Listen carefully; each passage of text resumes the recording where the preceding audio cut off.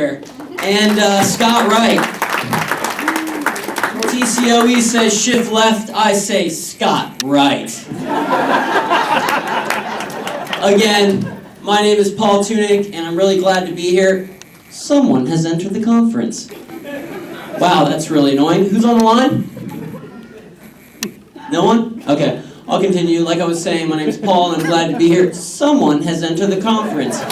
Hi, it's Bill. Sorry I'm late. Come on, Bill. But I'm really glad to be here. And I'm up here telling some jokes, and it's good because we have a lot in common, so I think you'll know what I'm talking about here. But back to the phone. Do you think that's because of the soft phone? The phone is soft, but it's hard to use. It's kind of a funny name for it. And another thing about when you're on the phone, you know, you're in a meeting, a lot of people are called in, and they say, and you know, there's a decision been made, and I'll say on the line, "Hey Robert, what do you think of that?"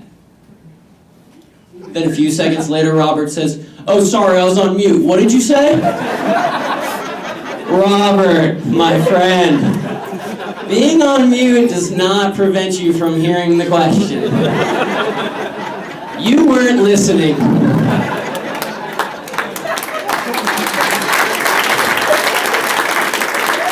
Does anyone want to guess whether Robert's working from home?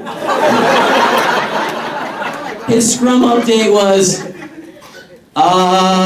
no updates. But we still love Robert. We still love people that work from home, just like I love my grandma.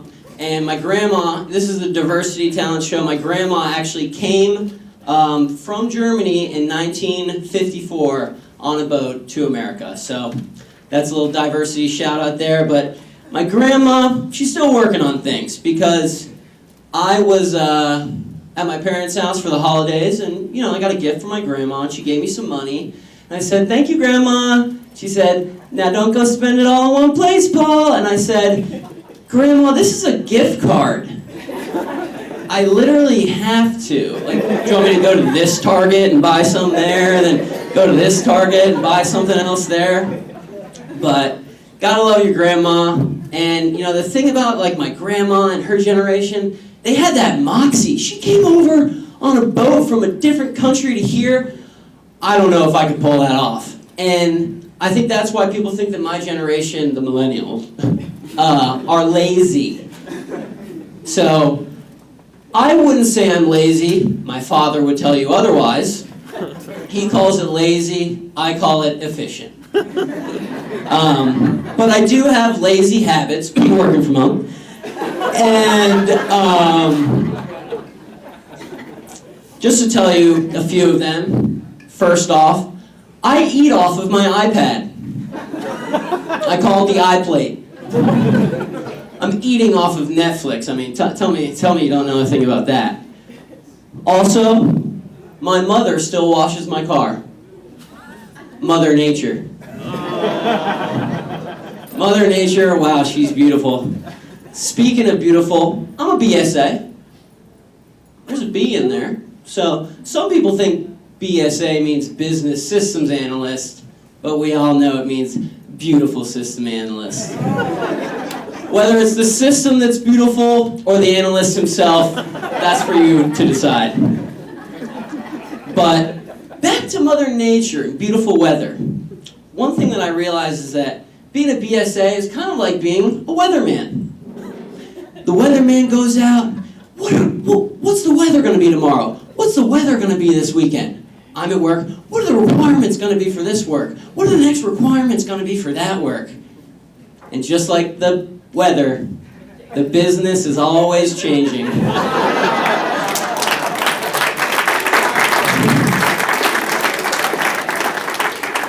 But I don't get a green screen, nothing like that, no great technology that I use. But I do have what I need to complete my work, question 1 and 2 on the Gallup poll.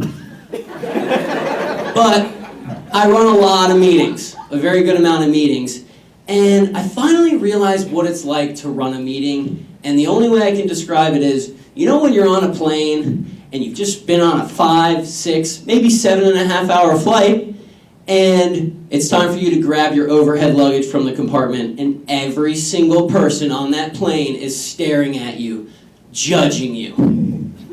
You are the only thing between them and exiting that airplane, just like I'm the only thing between people at my meeting and them going home on Friday. It is rough. It is extremely rough, and that's what I think has led to what I call the mime effect, or the mime phenomenon. You probably haven't heard of it because I just thought of that name this morning. But it's basically where you're in a meeting and there's a decision that's made. You want to make sure everyone's on the same page, so you say something general and you say, "Does everyone understand that?" Boom! Everyone turns into a mime. You will not hear a single word. You might get a head nod. You'll probably get a head shake. You'll get some weird faces. And then you look over and your PM is literally a glass box.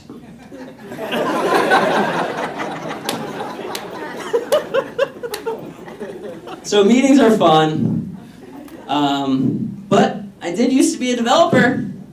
I'll tell you what, I used to be down in there in the zeros and the ones and well, that's it, the zeros and the ones. And I'm going to prove it to you now with a couple jokes. CSS and JavaScript walk into a bar. The JavaScript says, "You don't do anything." And the CSS says, "Yeah, well, at least I got style."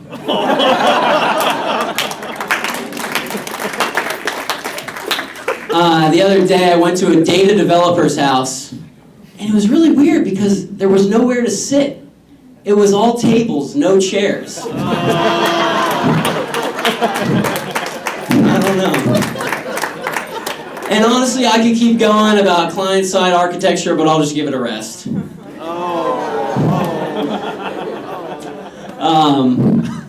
But speaking of bad jokes, here's one. Commuting. Ooh, that hurts. Especially driving. I'm waiting in line to get to work. There's a guy next to me. I'm like, "Hey, what are you waiting for?" He's like, "Oh, I'm going to work." I'm like, "Yeah, me too." I don't think you should be able to get a speeding ticket between 5 a.m. and 8 a.m. If you can get to work and no one's in your way, you should be able to get there. No problem.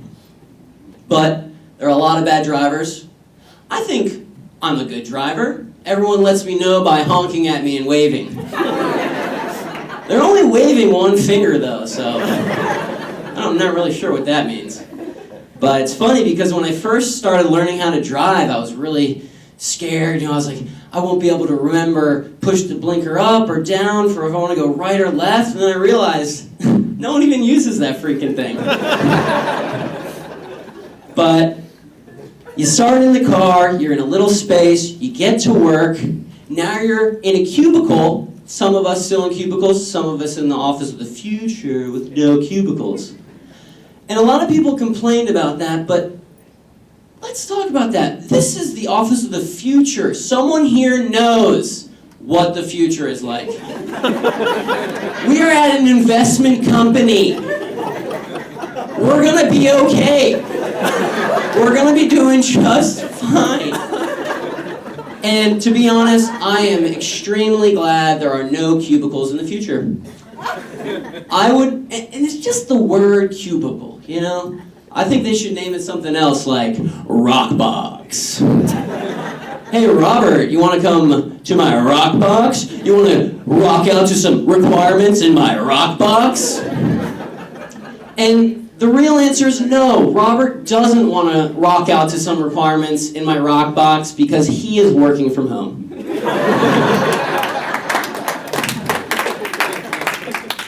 9 out of 10 dentists hate me because I don't brush my teeth and I make them do their job. I'm Tunick, and I'll be working from home tomorrow.